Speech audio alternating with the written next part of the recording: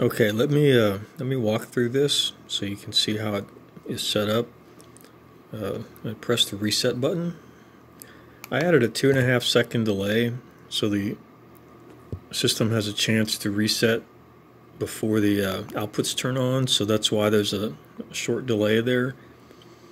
So right now, if I press these mode selects, nothing should happen. None of these should do anything. So when I press start, I'm ready. If I press stop, I'm back and halt, so I'm ready.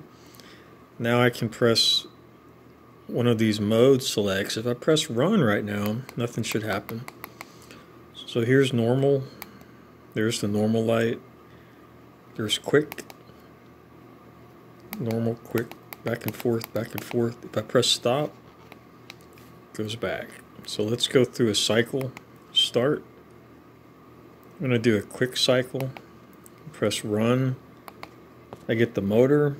I get the run lamp. It's counting the pulses from the clock, so it's going to take 15 seconds. You can see the heat is on after 5. The heat is off now. And after 5, it's complete. So I can press these buttons and nothing should happen. Okay, even start should do nothing at all. But if I press stop, I go back.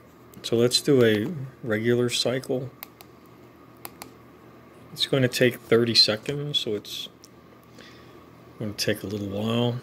You can see the heat came on.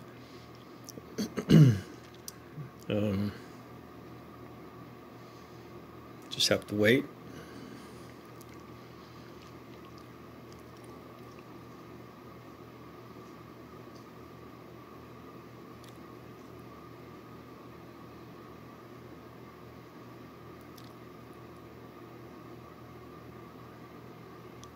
There goes the heat. 5 seconds later, the motor should turn off, and it's complete, and I can press stop. Okay.